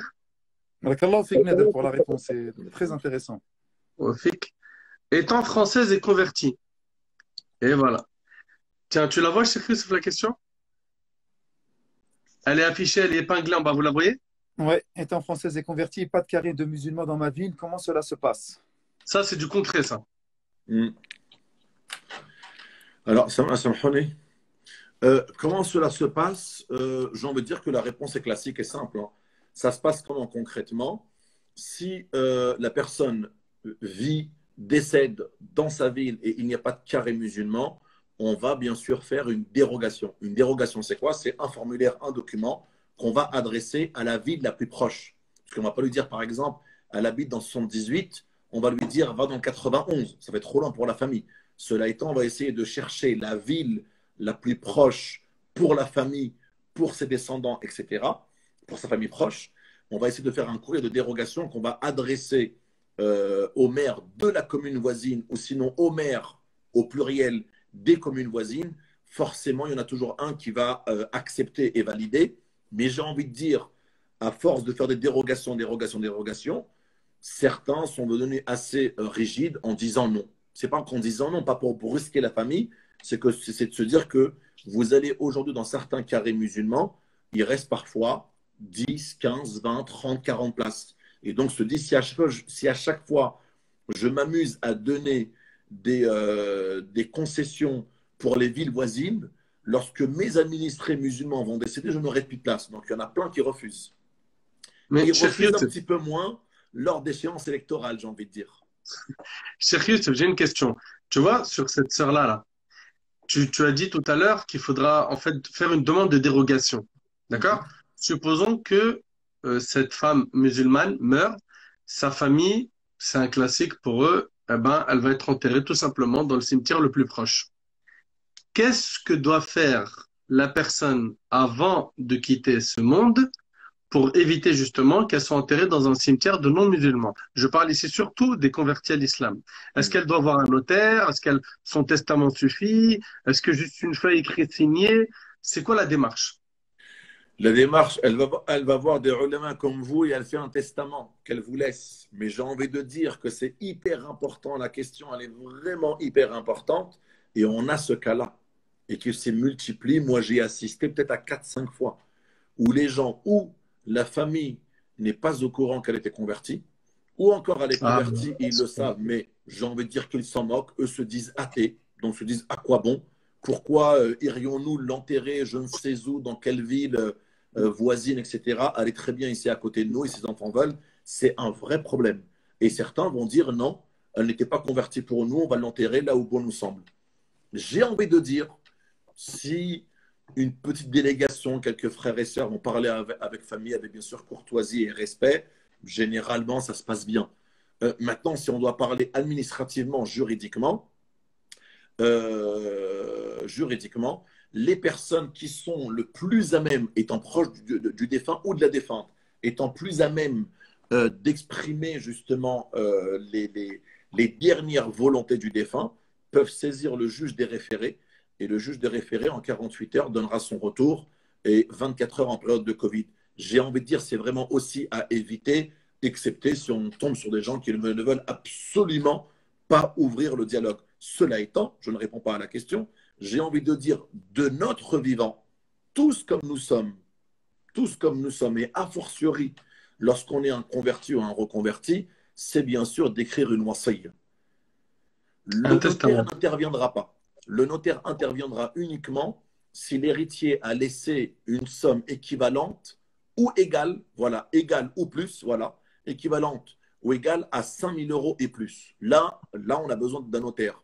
Mais si un défunt n'a pas laissé de biens, entre guillemets, colossaux ou dépassant la somme, le seuil de 5 000 euros, le notaire n'intervient pas. Cela étant, pour répondre maintenant à la question de Cheikh Nadir, une personne qui a écrit uniquement feuille, stylo et a écrit de son vivant, si demain je viens à décéder, je m'appelle Jacqueline, j'habite je ne sais où, né le, habitant de Menran-Haut. Si demain je viens à décéder, j'aimerais être inhumé dans le carré musulman de ma ville ou de la ville la plus proche, etc., avec 2 témoins, ça fait état. Cela veut dire ça fait état, ça fait foi. Cela veut dire que demain, un juriste ou encore un juge va prendre en considération cela.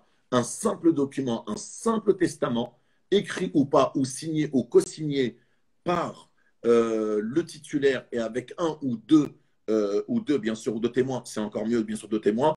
Moi, j'ai un exemplaire qu'on peut retrouver sur Janaza France sur le site, il est téléchargeable gratuitement. On en a d'autres. Moi, celui que j'ai fait a été fait, bien sûr, par notre ami Cheikh Mohamed Hindez, qui a aussi, bien sûr, a beaucoup travaillé sur les dispositions funéraires.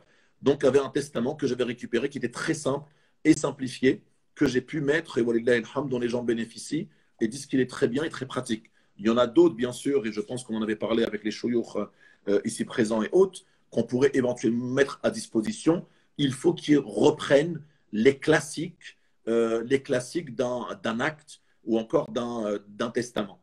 Il y a Cheikh Cela étant, Youssef. ce simple document écrit, signé par la personne suffit amplement. Par contre, quand on dit il faut le confier aux associations ou aux mosquées, j'ai envie de dire non. Confiez-le à 2 personnes de votre choix qui seront le plus à même, je ne dirais pas de dégainer, mais le plus à même d'intervenir au plus vite. Et pas s'il y a un décès, on ne sait pas où sont les documents. Non. Très Les bien. 2 personnes les plus proches de la personne pourraient se manifester au plus vite en disant nous avons 2 documents qui prouvent que la personne était musulmane. Parfait. Il y a une question? Vas-y. En fait, c'est en rapport avec la question de l'autopsie. Est-ce qu'on peut refuser une autopsie? Et en même temps, on a entendu beaucoup parler des personnes que lorsqu'ils meurent, on a le droit de prélever des organes sur leur corps si on ne signe pas une décharge. Est-ce que c'est une légende? Est-ce que c'est une réalité? Et est-ce qu'on peut refuser de subir une autopsie au moment de notre mort? Non, on n'a pas le droit. On n'a pas le droit parce que généralement, pas généralement, l'autopsie, elle est ordonnée par le parquet. Elle est ordonnée par le procureur ou son substitut. Donc, on ne peut pas refuser. Ce n'est pas la police, ce n'est pas le maire, ce n'est pas un député, ce n'est pas le médecin légiste qui décide de vous faire subir ou bien de faire subir ou bien d'ordonner une autopsie. C'est le parquet. Pour une mort violente ou suspecte, donc les forces de l'ordre, bien sûr, appellent le parquet, donc tombent sur le procureur ou son substitut, qui est de permanence, et c'est lui ou elle qui va leur dire oui, vous procédez à une autopsie. Donc dans ce cas-là, le défunt sera transféré dans un IML, un institut médico-légal, le temps de l'autopsie, après il est rendu à la famille. Maintenant, on ne peut pas s'opposer parce que c'est la loi. C'est la loi, c'est le procureur qui l'a décidé, on ne peut pas dire non, nous sommes contre. J'ai une question. Et la famille peut bien sûr Il n'a pas répondu à la deuxième partie par rapport. contre-autopsie. J'y viens. Parfait. La famille, par contre, peut procéder à une contre-autopsie. Par exemple, si elle n'est pas satisfaite des conclusions de l'autopsie, elle peut bien sûr commander une contre-autopsie. Cela étant, voilà, tant qu'il y a une autopsie qui a été bien sûr ordonnée par le parquet, on ne peut pas inhumer la personne. Parce qu'il y a ce qu'on appelle dans l'acte de décès un obstacle médico-légal. Et pour un obstacle médico-légal, on aura besoin d'une levée d'obstacle, ce qu'on appelle d'un permis d'inhumer. Et le permis d'inhumer ne peut être remis que par le procureur de la République ou son représentant. Cela étant, il y avait la deuxième question à porter sur le fait de pouvoir prélever les organes au moment de notre mort si on ne signe pas de décharge. Non, ça, il y a besoin d'une autorisation. Cela étant, j'ai envie de dire, attention, dans la loi est très précise. Hein. La loi, toute personne qui décède sur la voie publique est potentiellement donneur. Est potentiellement donneur. Une personne qui décède sur la voie publique, mais ce ne s'est pas manifesté en amont, sur la voie publique, un corps appartient bien sûr à l'État. Une personne qui décède sur la voie publique, légalement, on a le droit de prélever sur lui, de pratiquer une autopsie, de prélever sur lui un organe il n'y a aucun problème. C'est pourquoi à chaque fois on dit aux gens, et surtout aux joggeurs, si vous allez courir, faire un sprint, faire du vélo, faire du sport le week-end, prenez toujours une pièce d'identité avec vous. Cela étant, bien sûr, les donneurs aujourd'hui d'organes, ou ceux qui ont opté, parce qu'il y a 3 modes de sépulture en France depuis 1881, il y a bien sûr l'inhumation, la crémation et le don d'organes. On a le droit d'être inhumé de 3 façons en France, ou être inhumé ou crématisé, ou encore le don d'organes. Pour cela, bien sûr, la personne doit aller à la faculté de médecine, s'inscrire, s'enregistrer, payer et porter, bien sûr, elle aura un bracelet et une carte qu'elle devra continuellement porter sur elle 24 sur 24, si elle veut donner son corps à la science. Sachant que ces corps qui sont donnés à la science, une fois que la science aura fini avec eux dans les facultés de médecine, aura fini, bien sûr, avec les têtes, les pieds, les bras, les avant-bras, etc., ces corps-là seront mis, bien sûr, dans des boîtes à ossements, dans des boîtes en bois, sont envoyés dans les crématoriums, et c'est ça, les déchets anatomiques qui sont brûlés la nuit. Parce que les crématoriums ont besoin d'être rentables. Donc la journée, ils vont crématiser les corps pour les gens qui viennent Younes, se faire crématiser. ta question, Younes. Et bien sûr, le soir, ils vont incinérer les déchets anatomiques. C'est par rapport au carré indigent. Puisque le musulman, il est censé être enterré Oui. dans un carré musulman. Mais le carré indigent, c'est quoi? C'est tout le monde qui est enterré, les non-musulmans et les musulmans. Alors, le carré indigent, il y a des musulmans. Ah, ok, d'accord. Non, dans le carré indigent, il y a vraiment tout le monde. Mais Il n'y a pas de carré indigent par confession. Au niveau Shara'an, on peut être enterré là-bas? Ben, au niveau Shara'an, j'ai envie de te dire, on n'a rien à y faire. Maintenant, généralement, les gens qui y sont, c'est qu'ils n'ont trouvé personne pour pourvoir à leurs besoins, pour les prendre, pour pouvoir à leurs funérailles. C'est des gens qui se sont retrouvés malheureusement là-bas avec personne dans leur entourage, ni famille, ni amis, ni proches. C'est des gens qui sont laissés comme ça à l'abandon, qui sont décédés dans des funérariums, décédés à la maison, au foyer, dans la voie publique, etc., etc., qui se sont. Alors, il y a des gens qui sont décédés à l'hôpital et qui sont restés pendant des semaines et des semaines, voire des mois et des mois. Des frères ont fait état, même de personnes qui sont restées plus d'1 an dans des cellules réfrigérées, ce qu'on appelle cellules négatives, ça veut dire qu'on les met à moins 20, d'accord? Ils sont restés pendant des années. Vous savez qu'il y a des associations qui sont nées en France, comme Sadaqa Janaza, qui sont nées en France de là. Ce n'est pas uniquement des associations qui font des toilettes rituelles, c'est des associations qui font des toilettes rituelles et prennent en charge aussi les défunts démunis, sans ressources et sans famille. Eux les prennent en charge, bien sûr, à leurs frais, vont faire un appel aux dons de frères et sœurs généreux qui vont participer et vont prendre en charge les défunts musulmans qui sont décédés en France et ont ni ressources ni famille, pour éviter que ces personnes-là se retrouvent pris en charge par une mairie et être dans un carré indigent. Cheikh Youssef, beaucoup d'érudition, machallah, dans ton propos et dans ton énoncé. On voit qu'alhamdulillah, Rabbil Alamin, tu maîtrises parfaitement ton sujet. Et s'il y a des frères ou des sœurs qui seraient intéressés par rapport à ce que tu es en train de faire, y a-t-il une formation que tu as suivie, une formation que nous pourrions suivre pour pouvoir être, machallah, non pas au moins du même acabit que le tien, mais au moins d'avoir en fait toutes ces informations et d'être justement au service de la communauté dans le rôle que tu as au sein de la communauté musulmane française? Ben écoute, cher Mehdi, nous, ce qu'on a vu avec certains frères, c'est d'organiser des cycles de conférences dans quelques week-ends, au moins un week-end dans le mois, dans l'une des mosquées de l'Ilière, donc de l'Île-de-France. Actuellement, notre cher ami, chère Sofiane, de notre chère mosquée Da'wa à la Villette, me parle justement, Inch'Allah, d'organiser peut-être une formation Janaïz lors du beau séminaire qui sera dirigé par vous, Inch'Allah, fin juin et début juillet à la Villette. Donc, pourquoi pas? On était sur des maqas et des sharia et autres, mais il y a bien sûr ce thème-là de Janaïz qui lui tenait à cœur. Et une fois, j'ai croisé bien sûr toute cette belle brochette de du'at et de ulama sortis de la madrasa avec Cheikh Nadir et Cheikh Sofiane à la Villette, et éventuellement on parlait un peu de tout cela. Et il est vrai qu'en discutant avec les frères, est venu à l'esprit, et éventuellement on pourrait organiser ce type de formation, à la fois shar'an, pour connaître des choses aussi de ahkam al-jana'iz, mais aussi en droit funéraire, que le musulman demain qui a un décès en France se dise pas pourquoi on m'a refusé telle chose, pourquoi on m'a refusé telle chose, pourquoi je ne peux pas bénéficier de telle et telle chose, parce qu'il ne connaît pas ses droits. Donc, au moins demain, s'il y a un décès, il peut savoir que pour obtenir un carré musulman, voilà ce qu'il faut. Pour obtenir telle chose, voilà ce qu'il faut. Mais au moins, la personne aura un bagage assez conséquent. On ne va bien sûr pas tous en faire des spécialistes de janaïs, mais au moins auront bien sûr une certaine saqafa, une certaine culture des janaïs. Demain, s'il arrive quoi que ce soit à eux, à leurs proches, à leurs amis, à leur entourage, au moins ils ont un minimum de connaissances dans les ahkam al-janaïs, pour ce qui relève bien sûr du fiqh, etc. Et bien sûr dans le volet administratif qui est aussi important. Moi, il y a plein de musulmans qu'on a croisés et dont on a eu au téléphone qui nous disent, ben non, mon père voudrait être avec ma mère dans le caveau familial. Mais il n'y a pas de caveau en islam. Ben, on ne sait pas, on ne savait pas. On nous a proposé à l'époque un caveau, on a acheté un caveau. Cheikh Youssef, Allah yahfadhak wa yabarak fik wa yataqabbal mink. Moi, je propose un call to action concret. D'accord? La majorité de ceux qui nous ont écoutés aujourd'hui, bah, la vidéo, non seulement elle va rester, et elle sera aussi sur YouTube, bi'idhnillah. D'accord? Parce que le contenu, il est trop important.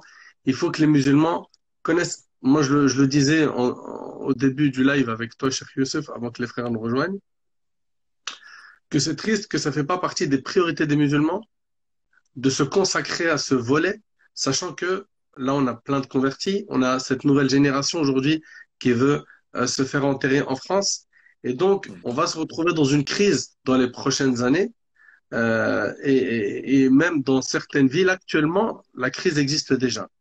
Donc concrètement, si on fait un call to action concret, Cheikh Youssef, aujourd'hui, les musulmans, ils sont très nombreux aujourd'hui à nous écouter à travers ce live et la rediffusion.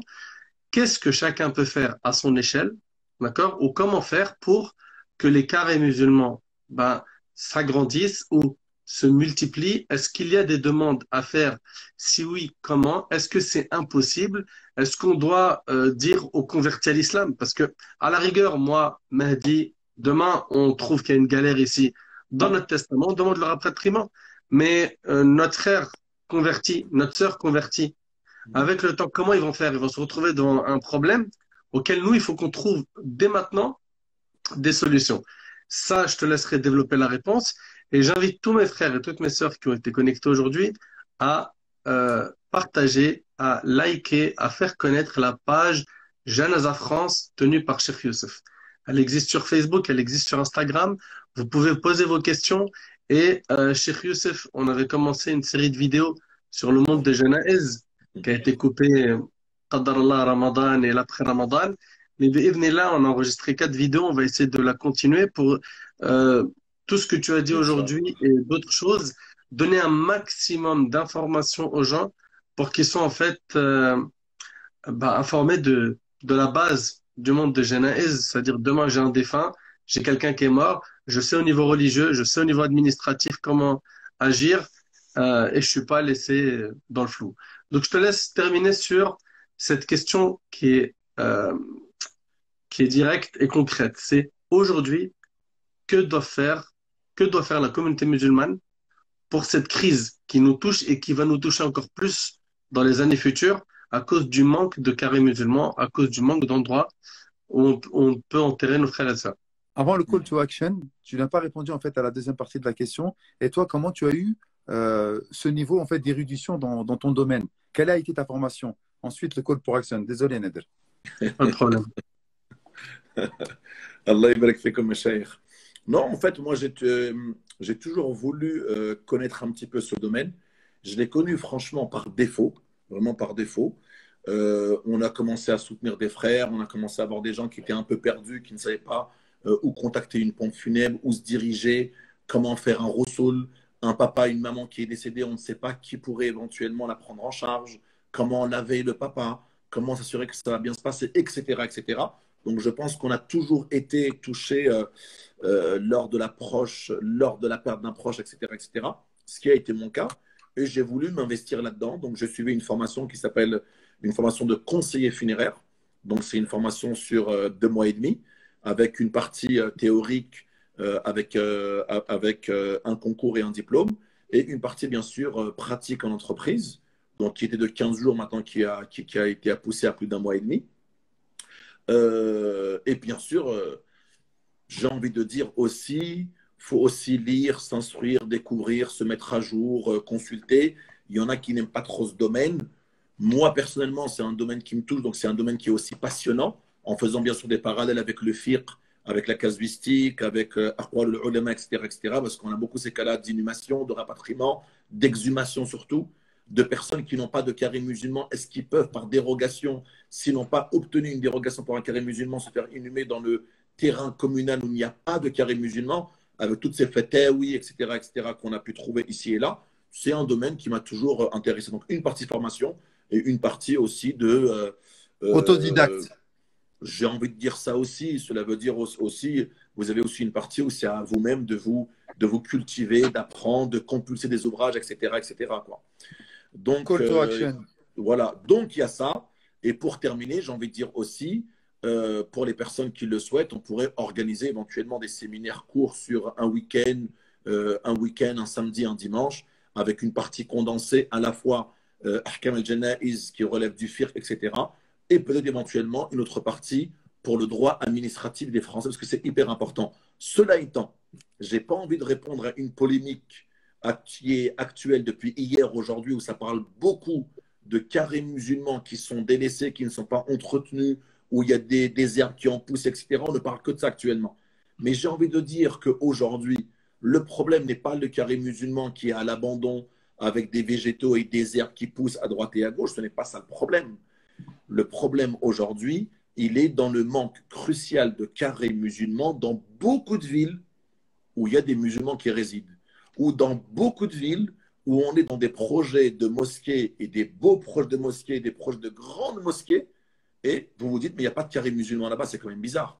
Si on a construit une si grande mosquée, c'est qu'il y a une grande communauté musulmane ici. Et s'il y a une grande communauté musulmane, il faudrait qu'on ait bien sûr un carré musulman. Ça Donc fait en maintenant, sorte qu'on est toujours dans le même problème. On pense tout le temps aux vivants, mais on ne pense jamais à préparer notre mort, alors que c'est ce qu'il y a de plus important. Tout à fait, tout à fait, tout à fait. Et bien sûr, le call to action, bien sûr, on n'a pas envie de prêcher. Certains pourraient dire qu'ils prêchent pour leur chapelle. Nous, on n'est pas là-dedans. Mais j'ai envie de dire que Walillah el-Hamd, les sœurs, les bénévoles, les sœurs et les frères ont fait un super travail au niveau de la page Les Musulmans. Donc, vous allez dans la page Les Musulmans, dans Cellule Janaza, et donc dans le volet Janaza, les sœurs et les frères ont mâché le travail. Vous avez juste à faire quelques clics, vous n'avez rien à renseigner, quelques clics, vous êtes un particulier, un professionnel. Lesmusulmans.fr. Comment? Lesmusulmans.fr. Lesmusulmans.fr. Vous allez là-bas, vous suivez le lien Janaza, donc l'onglet Janaza, vous allez dessus, et il y a bien sûr interpeller ses élus. Interpeller ses élus, vous allez cliquer dans votre ville si vous êtes, concerné par cela, surtout si vous êtes dans une ville où il y a beaucoup de musulmans et il n'y a pas de carré confessionnel. J'ai envie de dire, si vous êtes dans une ville où vous savez que vous êtes le seul musulman, ça n'a pas vraiment de sens. Mais si vous êtes dans une ville où il y a peut-être 10, 20, 30% de musulmans, il n'y a pas de carré musulman, charge à vous d'aller sur les musulmans, la rubrique Janaza. Vous suivez bien sûr interpeller ces élus. Tout a été mâché, tout a été fait par les bénévoles. Cela veut dire que vous avez juste à cliquer votre région, votre département, votre ville. Tout a déjà été fait. Vous avez juste à cliquer quelques clics. Ça prend entre 2 et 3 minutes. Voilà, vous sélectionnez ça. Lorsque vous allez sélectionner votre région, votre département, votre ville, vous allez avoir un mailing qui va sortir avec le mail du préfet, le mail du sous-préfet et le maire de la ville et généralement le directeur général des services de la ville, de la commune. Et donc, le mail est déjà prêt. Vous avez juste à le renseigner. Et si vous le souhaitez, avec des coordonnées en dessous, les vôtres ou celles d'une association ou celles d'une mosquée. Et comme ça, éventuellement, les destinataires pourront bien sûr vous répondre sur l'objet justement de votre interpellation, Inch'Allah. Ça, c'est vraiment, vraiment important. Parce que les musulmans vont beaucoup se plaindre, il faut le dire. On n'a pas. On a essayé de faire ça, ça ne veut pas dire qu'on a tout fait, mais on a essayé de faire ça dans le but que les musulmans, localement, se manifestent et fassent bouger les choses, Inch'Allah. Allah vous récompense, Cheikh Youssef. Cheikh Youssef Hachmaoui, la page Instagram et Facebook, Janaza France. Je vais l'identifier, Inch'Allah, après la fin de ce live. Barakallah fik, Cheikh Youssef, et Allah désolé يبارك pour le فيكم إن temps شاء الله. que je t'ai pris. Je sais que je t'ai pris beaucoup de ton temps Allah et que يبارك là, il est فيكم. tard. C'est un honneur pour Qu'Allah nous. subhanahu wa ta'ala, il accepte tes efforts et c'est toujours un honneur et un plaisir d'être en ta compagnie. Allah Younous, يبارك qu'Allah il فيكم te إن شاء الله. récompense pour ta بارك الله présence. فيك. Jazakallah khair pour tout. Merci barakallah fik d'être monté. وجزاك Qu'Allah te وأنتم récompense. الوجوه Je sais que votre المنيرة temps ما شاء libre est الله. limité. الله حفظكم يبارك الله فيكم. ورعاكم. هذا السلام والله عليكم أعلم. ورحمة الله وبركاته. حياكم الله بارك الله جزاكم فيكم. الله. أشهد حياكم أن لا الله. إله إلا أنت السلام أستغفرك عليكم وأتوب ورحمة إليك الله وآخر وبركاته. دعوانا حياكم الحمد لله رب العالمين والسلام عليكم ورحمة الله وبركاته. وعليكم السلام ورحمة الله. حياكم الله الله. يوفقك. السلام ورحمة الله وبركاته. وعليكم السلام الله يحفظك. سلامك الله.